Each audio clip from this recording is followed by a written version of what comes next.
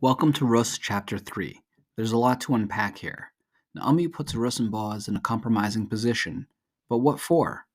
What can we learn from the innuendos in this chapter? Was Boaz going to maintain his integrity?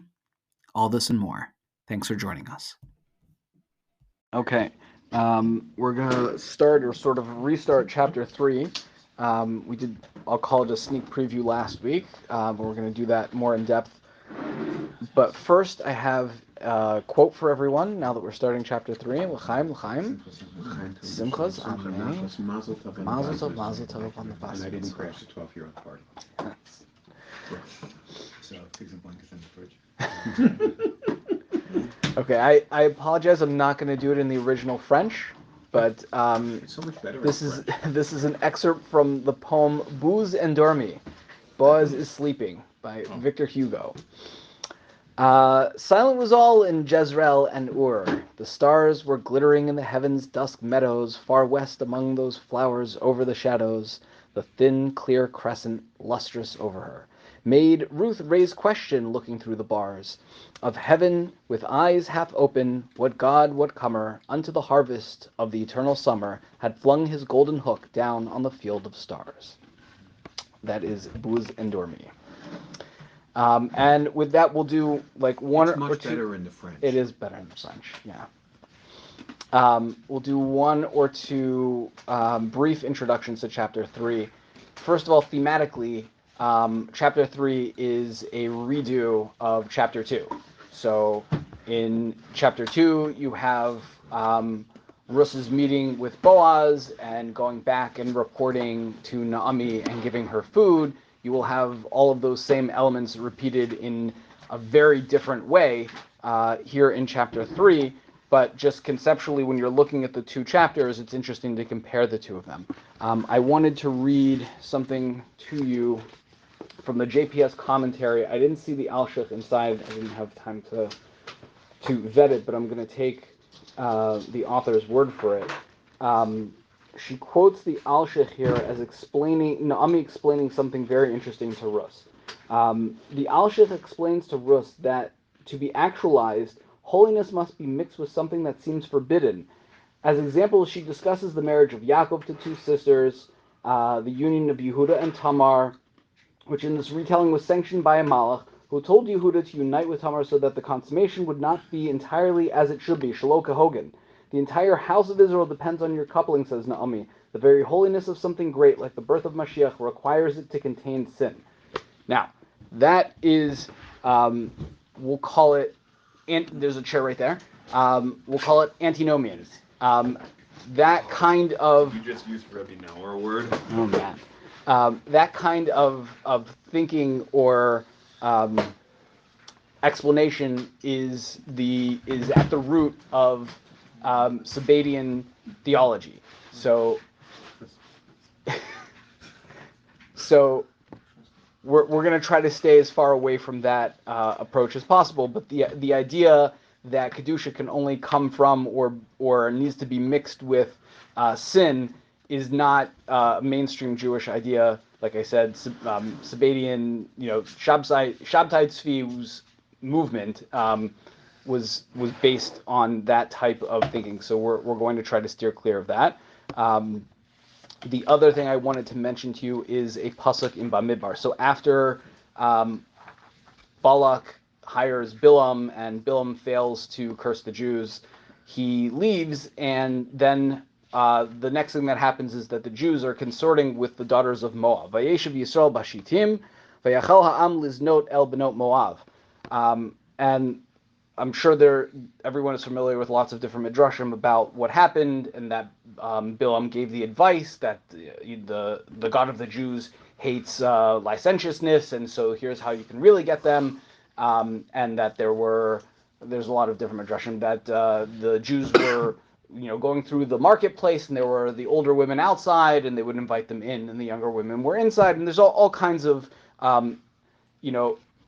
we'll call it verbose storytelling of what actually transpired. But for us, what's important to keep in mind when we read chapter 3, and this is what we've been trying to keep in mind throughout the entire work, is that this is not a self-contained story. This is a story that brings with it all the history of Tanakh. So when Rus is getting together with Boaz, it's not just Rus, it's where Rus comes from. She comes from the Moabite nation. The Moabite nation are the ones that seduced the Jews, and because of that, thousands of Jews were killed in a plague in the Midbar. So there's a lot of baggage that comes with what we're going to read, and I think it's important to hear all of that and keep it in mind as we go through the Psukim. All right. Who would like to start us off from the beginning of chapter 3? I know we read the first few psukim. We're just going to go through that again so we have all the context.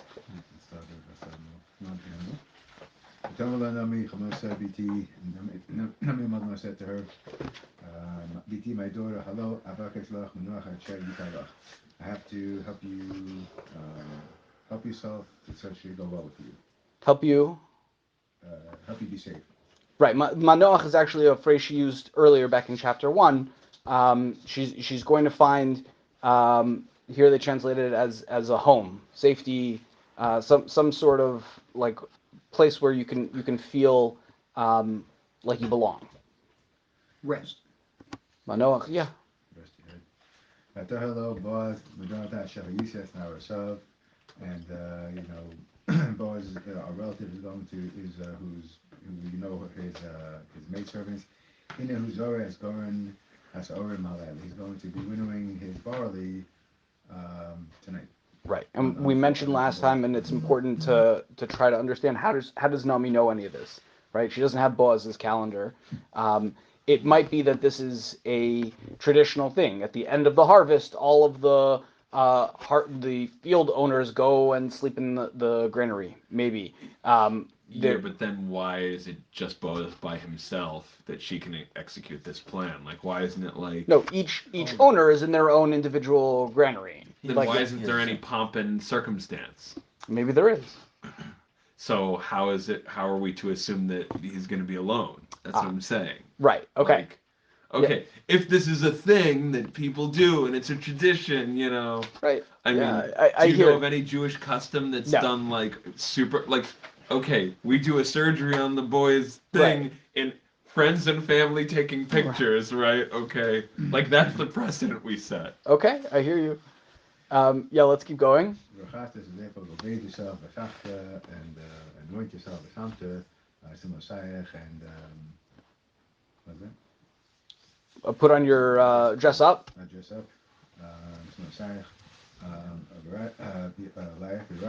go in and go down to the threshing floor out to Badi the Ish to make known to the man. Don't make known to the man, right? Right. At Kalosi Lecha Vishtos.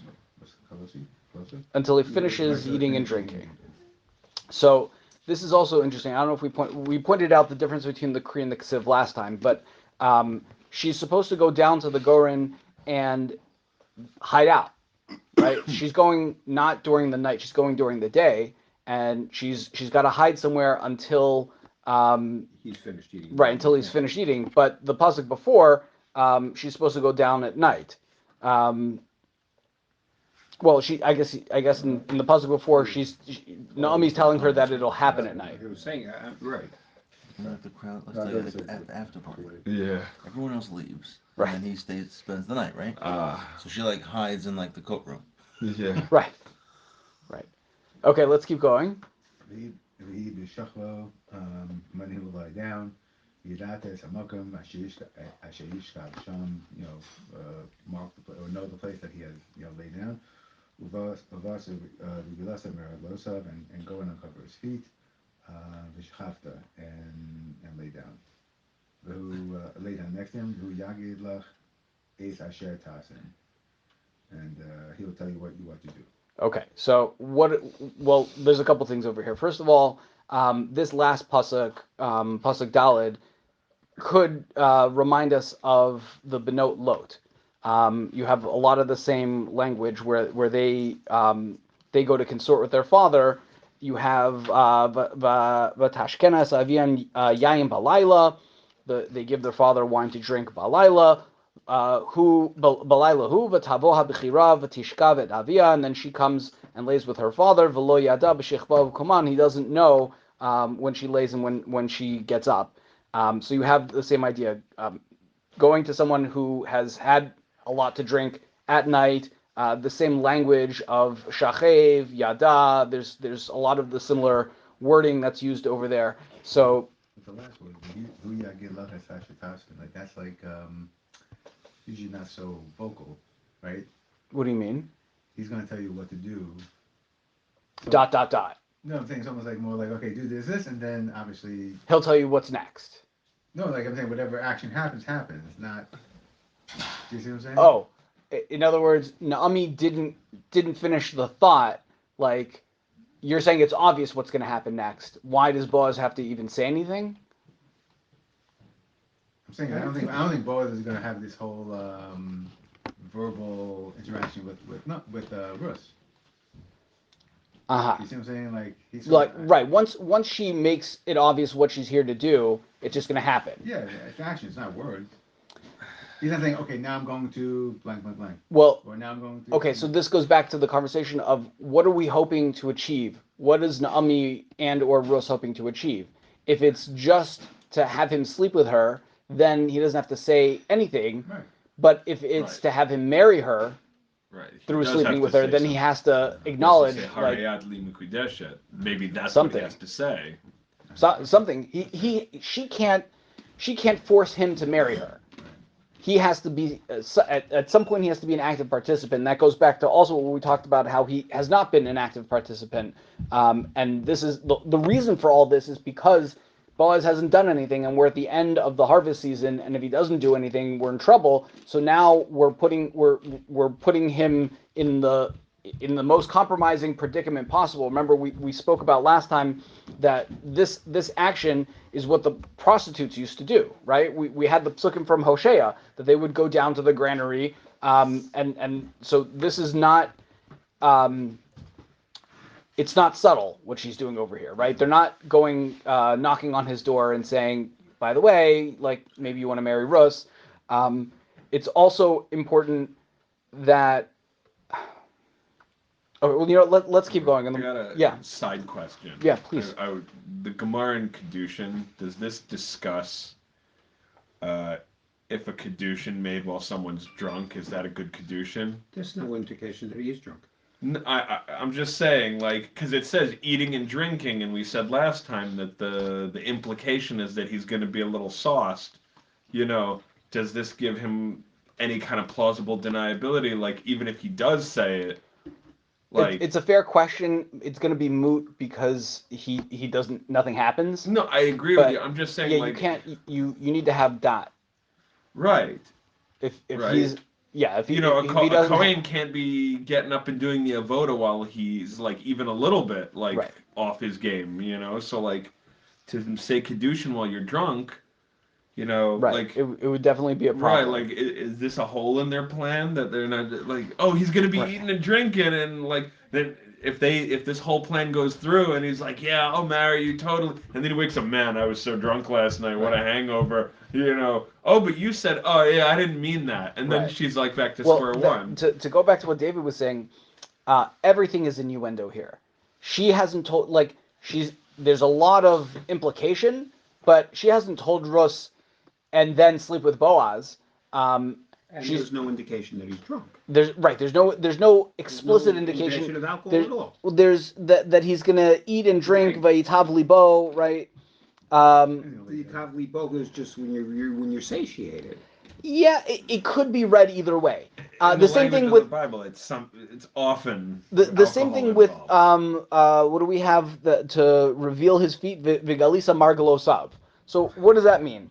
Does it mean reveal his feet? Does it mean sometimes the word margalosav means feet? Sometimes the word margalosav means his genitals. Like it's intentionally vague. It's there to be read either way, and the point is to leave it like there are translations that fill in the gaps and tell you, like, give you the innuendo and tell you exactly what happened. But the way it's written in the text is there intentionally to give you this something is almost going to happen, but we're not going to spell it out for you. Let's keep reading because that tension is there in the psukim intentionally. Get it? Intentionally? Ha ha ha ha ha. Pasuk Hey. I don't get it. All that you say, I will do. Right, and notice over there, there's no Kriyan Ksiv, there's just the word Eli.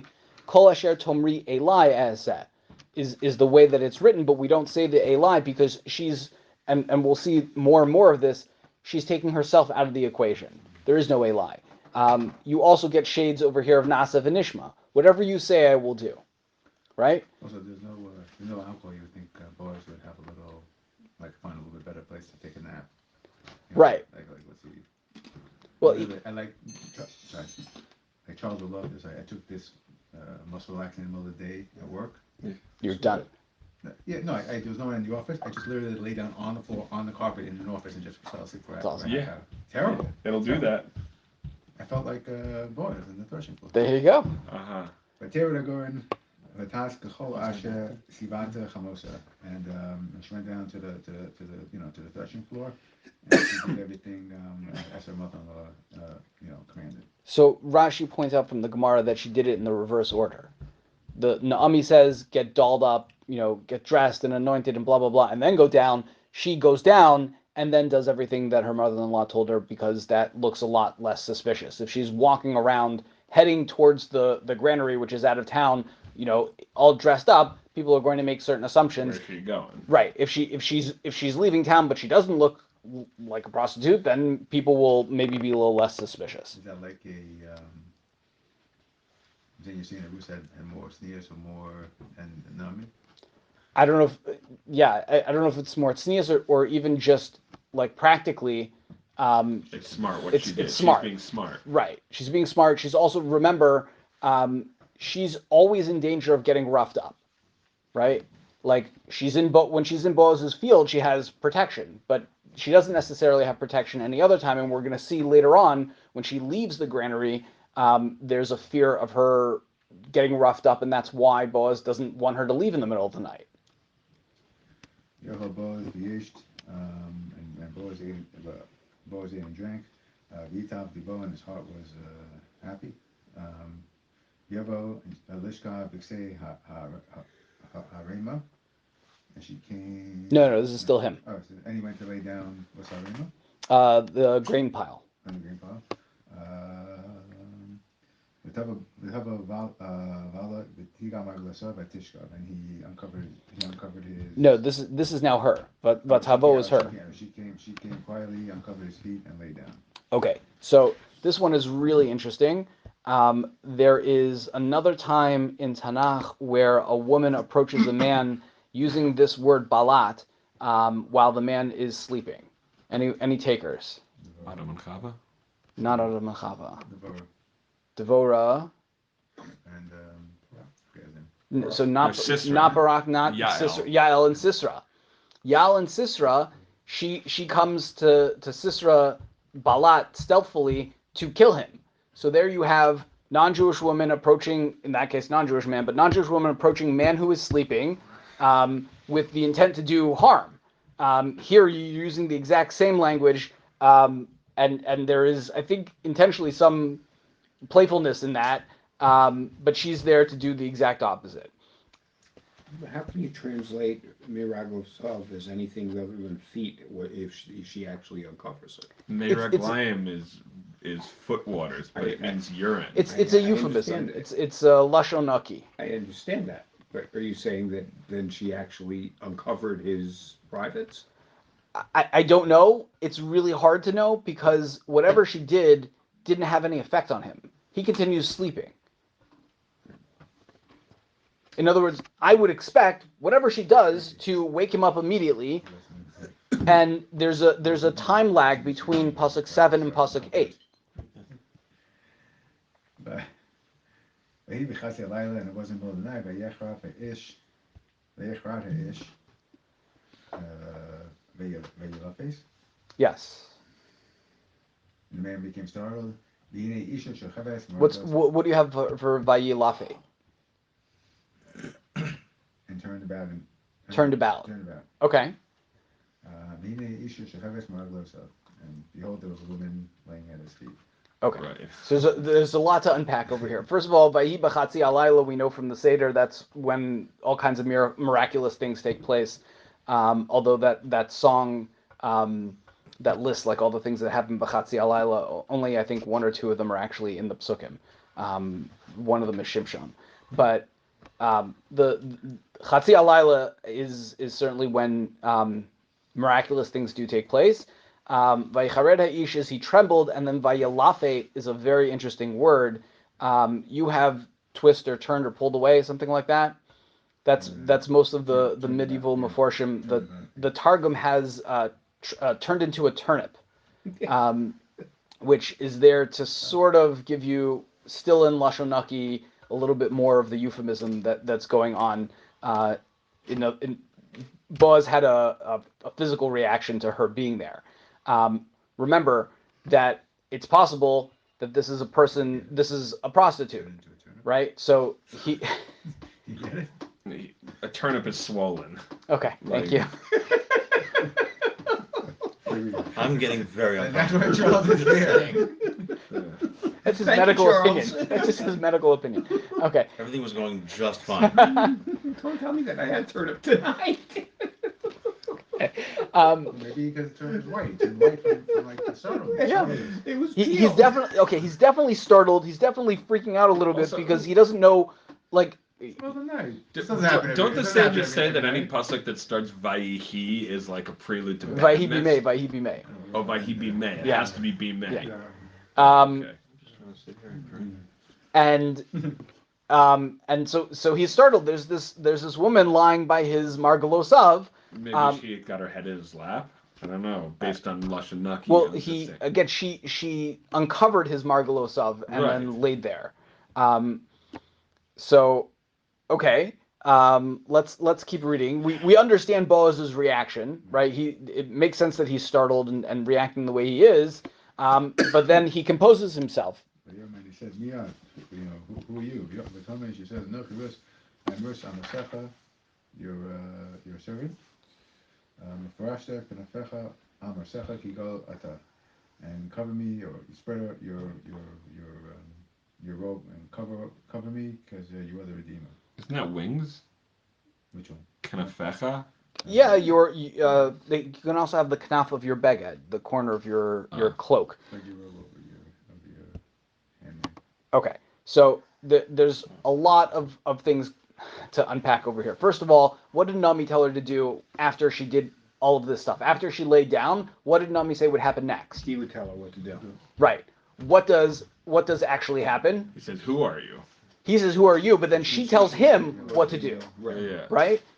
That's the tables have turned. She's not waiting for him to be proactive anymore. She's telling him how to be proactive.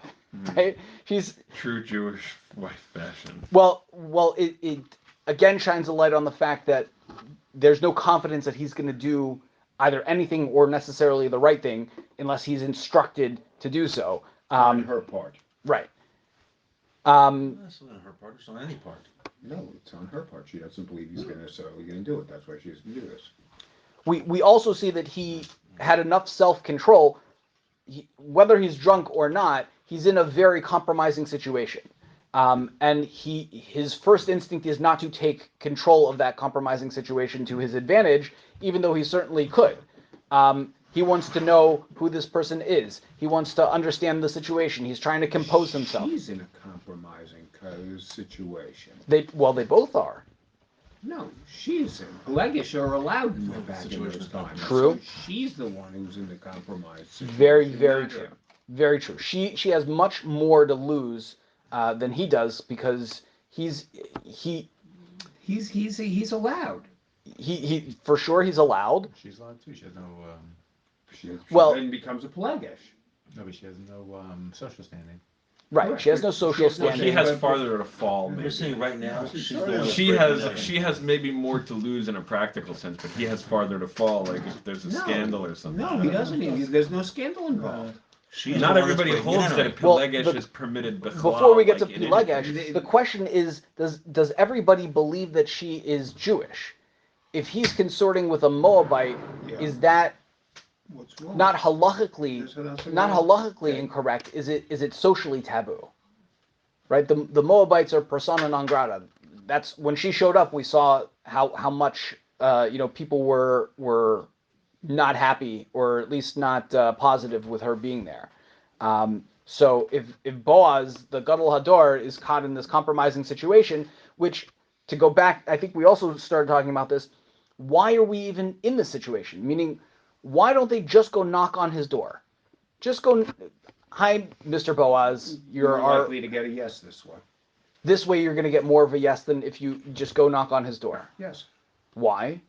Because it puts him in a situation where he might want to say yes. Because of the sexual innuendo? No, because she's a very pretty woman who's there. Who's going after him. Yes. In other words, he has to, it's not enough to knock on the door and do it in a very polite, like socially acceptable way. He has to feel like she wants him. Yeah. What do people think about that? Sounds right.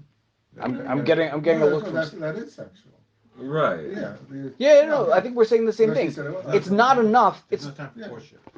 I don't know. It's not even about time. Courtship wouldn't have been enough. It would not have been enough for Naomi to even to send a letter or a messenger to say, please, seek the hand of Rus in order to redeem our family. That would not have had the same impact on Boaz as, no, this girl who you paid attention to, right? You were super nice to her like 2 or 3 months ago. So there was definitely something going on there. She feels the same way about you, or even maybe more so. I think we're getting too risque. Okay. Because if Boaz was the man, like he's made out to be, right? Mm-hmm. So that it makes sense. This is not a conversation that you want to have in front of other people. This is something that you need to get him alone. How are you supposed to do that? Well, you're going to get him alone. All of this was to have a private conversation with him? I think so. Because and the dressing up and the anointing and the... let's grease the wheels as much as you possibly can. But at the end of the day, like, what she does, you go out. That's why I'm here. You are the goel. That's what Rus says. I'm asking, what was Naomi's intention?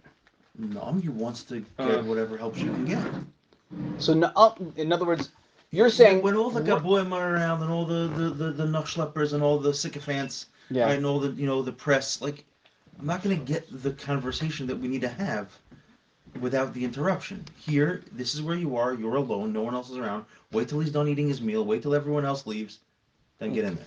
Okay, so why she lift the... Wake him up. That's the idea. Wake him up. I was just I don't know. Two different kinds of wake up. Okay. One other halachic question, which is really just there to make a point. Is this yichud? Is Rus allowed to do this halachically? Is she allowed to go seclude herself with Boaz? Don't the sages say that Shlomo instituted yichud? Ah, excellent. So there is no yichud with a single girl during this time, because it wasn't until not Shlomo, David, Amnon and Tamar, which is a story we did way back when. That was the impetus for the rabbinic initiation of yichud with a unmarried woman. Okay, let's keep going. Let's try to get through the rest of the parak. So, do you want to? We'll give someone else a turn. Sure. No one asked you. We all want. Don't make them start the chant. It'll get recorded. V'emer brucha at l'Hashem biti hitaft chasdech ha'acharon min harishon. Blessed are you to Hashem, my daughter. It's already off the bat a little bit off-putting the relationship. Right? So, yeah, that's a very important point. So, first of all, yeah, go ahead. I'm sorry, before I forget this point. When she says Goel Ata, like your redeemer, is there any etymological relationship between redeemer and uncover, like the Galet, Ervata, like Like maybe she's telling them to get naked. I don't know. Like you're. No, that I don't. I don't know. I'm believe, just along with the I whole don't know. theme of. I don't think so. But one point that is really interesting is when Boaz hears ki goel ata, what does he hear? Remember, we talked about, I think it was last time, the term goel is not used for yibum. Right. So, he hears fields. So, does Boaz, this is sort of hard to parse, but if you remember last time we talked about when Naomi says that Boaz is a goel, she's talking about a field. Rus hears yibum. When Rus then repeats that to Boaz, does Boaz hear yibum or field? If he hears field, does he also at this? If he hears field, does he also realize that Rus does not hear field? Meaning, does Boaz understand there's a miscommunication and that Rus is here saying, "Hey, you're a goel. Naomi told me you're a goel. That's why I'm here all dressed up." And Boaz is like, "Oh, you don't know what's going on." Yes. Yeah, When Naomi told you I was a goel, like Boaz doesn't know that Naomi sent Rus on this whole escapade, right? Well, that's the word beating. Right. So That's the word beating. right. He's sort of like slow your roll. Like BT creates some distance there, right? It creates a tremendous amount of distance there. Yeah, but goel is connected to spreading your knot. So Oh, we didn't even catch that. Thank you. When did we have that phrase in the Megillah? Spread your kanaf. This Megillah. Other than Boaz Did praised we? Rus for coming tachas kanaf, the kanaf of God. Right, And she's saying, okay, remember how you told me it was great that I came under the kanaf? Well, now I'm here to come under your kanaf. Right? She's using she's using two people's languages. She's taking the language of Naomi and the language of Boaz and feeding that back to Boaz. That's what I'm saying. Is like, how can you think this is that he's hearing goel of land when she's saying it goel right after the knot cover? That's got to mean her. No, what I'm saying is when he hears goel, he knows as a good Jew that we can't be talking about yibum because there is no goel for yibum. So if you Rus are telling me that I'm a goel, you don't know what that word means. Right. But You think it means we should get married. Right. When he hears it connecting it to the knot. Right. Yeah. In other words, I think what he's picking up on is there's a whole breakdown in communication here. Someone told you that word goel, Rus, and that's why you're here. You've got everything confused. Yeah, sure, I'm a goel. He's going to admit to that in a second, and I've got a job to do. But that doesn't necessarily have anything to do with you all dolled up, here under cover of night. So the first thing I'm going to do as Boaz is invoke the name Hashem. Brucha atla Hashem. Right? Suddenly we're in a more religious situation. Even though she's here and his feet are uncovered and everything else, he's changing the tenor of the whole situation in how he speaks. And he's also calling her BT. BT, right, creating some space and talking to her as she's in a different generation than him, right? She could be his daughter. Besides that being a language of affection, but like parental affection, not romantic affection. Correct. Let's keep reading. I'm sorry for interrupting. Your last chesed is good, or more good than your first. What? Let's just finish the pasuk. Levilti leches acharei habachurim im dal im oshir. Didn't go after the young men. Yes. Whether rich or poor. Right. So remember way back when Naomi told them, Rus and Orpah, that they did a chesed. Now he's saying the chesed that you're doing now is even greater than your original chesed. But what was her original chesed that the chesed now that she's doing? Coming to him. As opposed to but any other guy. Running it on her own. Right. She's a young eligible bachelorette. She could have any guy that she wants. Is that true? No. Super not. Right? First of all, she's on the lowest rung of society, if she's even in society at all. Maybe Boaz believes that she's Jewish. I don't think anybody else in Beis Lechem thinks that she's Jewish. And he's comparing it to the first chesed of staying with Naomi. I think that's what he's. Yeah, I think that's what he means. Saying this is a better chesed. Right, because not only did you not only were you loyal to Naomi, you're now loyal to me. Like you're showing that you're willing to maintain a relationship with me, even a romantic relationship with me, in spite of that not necessarily being in your best interest. Meaning you could have gone to some other guy and figured it out and made a home and blah blah blah, which is really what her original chesed was. Naomi told her, go home and make a home, right? Go find a nice Moabite guy and settle down. She not only did not find a nice Moabite guy, she didn't find a nice young Jewish guy. She's holding out for something that's going to help Naomi. That's really what Rus is dedicated to throughout the book, is what relationship, what do I need to do in order to maintain Naomi? And if that means forge a relationship with Boaz, happy to do that. If it means eventually leaving Naomi and starting a family with Boaz, I'll do that. But I'll do it because it's the only way to create a lasting solution for Naomi's predicament. Sounds a little bit too self-effacing. Yeah. I'm saying he is Boaz. I mean, I know he might be a little bit older than her, and he's the grandson. Like what, like she could do a lot worse. Right. That's true. He's not the worst choice. Well, let's keep going.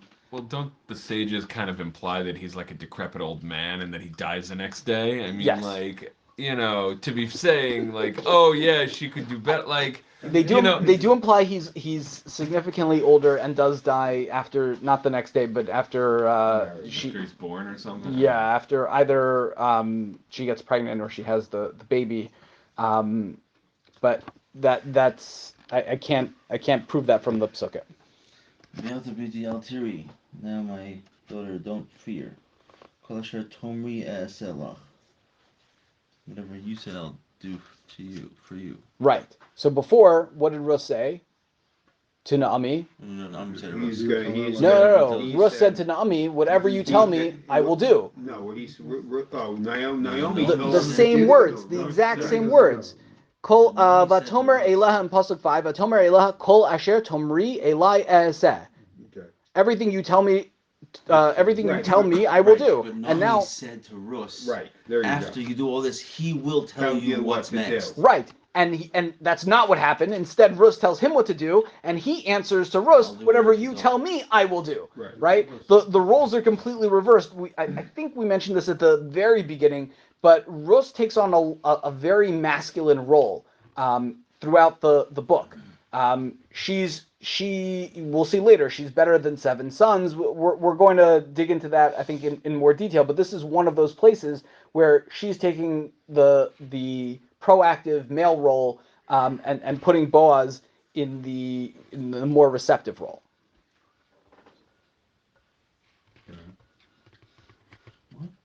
Okay.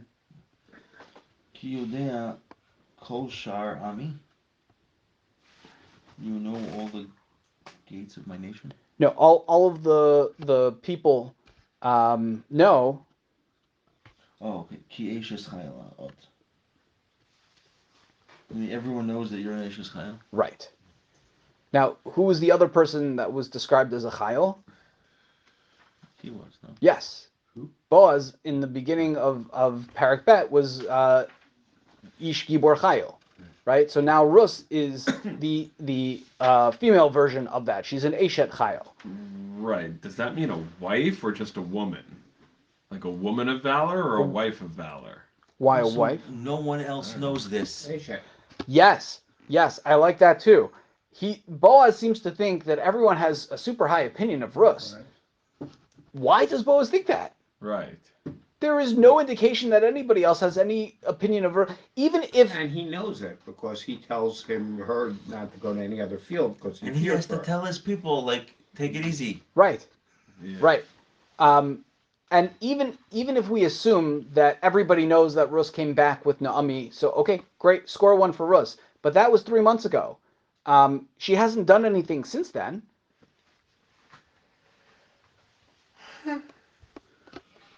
Okay, let's keep going. Viato ki amnon, ki gol anochi,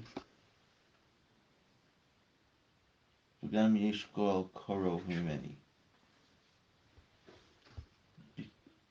Since Amnon. Okay, the reason you're having trouble reading this is because this is Boaz stammering. This is him saying the same thing multiple times. Viata ki amnam ki. But I am a goel. He couldn't get the words out, right? You see that from the text. It's this repetition where he could just say viata ki goel or let's say amnam ki goel anochi v'gam yesh goel karov mimeni. You don't need the other words as preface. They're redundant, and they're redundant because it's trying to give you that connotation of he can't get the words out. He's stumbling over his own words to say what he's about to say. Because remember, he knows that there's a field. He knows that goal refers to field. Rus does not know that there is a field and does not know that goal refers to a field. So what he's about to tell her doesn't make a whole lot of sense to her necessarily. Like, yes, I am the goel, meaning we're going to get married, unless there's somebody else who wants to marry you, in which case we're not going to get married, that guy's going to marry you. Because there's someone closer. Vini halayla, sleep tonight, v'hoya b'boker, im yigolech, tov yigol, v'im lo yachpotz l'golech, v'ga'altich anochi chai Hashem. V'yad boker. Like, okay, take Yeah, here. right. You have, meaning either he's gonna do it, but if he doesn't, then I'm gonna I promise I'm gonna do it. Right. And why is he making an oath? Like, how is that part of like the equation? Well, that's him giving her all the confidence in the world that this will happen. Right, but I mean, Otherwise, she's not gonna go to sleep, and I'm gonna have to stay up. Okay, go to sleep. I promise I'll do it tomorrow. Okay. I love that. Something's gonna happen. This definitely doesn't sound very romantic. Like, hang out here because either I'm gonna marry you or someone else is gonna marry you. But we got this. I see you really need someone to marry you. So we'll find someone to marry you. It'll be me or it'll be my cousin or I don't know, somebody. About the field. What? Because he's talking about the field. No, he's talking not anymore. They're both talking about marriage now. Well, he Says you. he says he's going to goel her. Yeah. It's the land that's Naomi's land. Yeah. It's not her land. It's not you. This is not. Chazal learned from here, by the way, that the name of the nameless guy we're going to have in the next parak was Tov, because im yigalech Tov yigal. If Tov wants to redeem you, then Tov will do it, and if not, I will do it. Now, why is she sleeping over? Why? Okay, message received, says Boaz. Because women don't go out at night. Yeah, you said you would for your safety. Right. eh, No. Maybe it's. I don't know. It seems a little. Remember, now she's all decked out, right? Right. She's got the perfume on and the makeup and the whole outfit, and it's 1 a.m, right? Yeah, I don't know. I'm just. I'll say this only like half seriously, but if you remember from Shira Shirim, the woman that goes walking around at night gets beat up. Yeah. The city guards. Right, the city guards don't like the don't like that the Tznius patrol. The question I had So. was, let's assume all of this is true and she can't go. Why does he stay? He can go. Go home. Someone's got to watch us for his barley. His barley from robbers. Yeah. Right, that's why he's sleeping there. Yeah. Well, that's why. Otherwise, why? If he's a So- decrepit why- old well, man, right. why doesn't he have the there in young the first men place? So guarding the place? So I had assumed that the reason he's there is more celebratory. Like, this is the end of the harvest season. Look at my giant pile of grain. I'm so happy. I'm gonna have some shots and go to sleep on like Scrooge McDuck on top of my pile of money. If it's a safety issue, what's that? Perhaps he was like he was learning Torah. Right. But if it's a safety issue, if I'm Boaz, I'm hiring like some Yeah, guards. An army. I'm Where not are doing all the it. young men who are like Who are- strapping they're young out- guys who are gonna rough people Well, up? they're out beating up girls. Yeah. Right. These guys don't sound like such tough guys. If all they can do is harass little girls. Okay. Can we make a blitz for the end? We do it next week, not rush. Okay, fantastic. Ad Khan.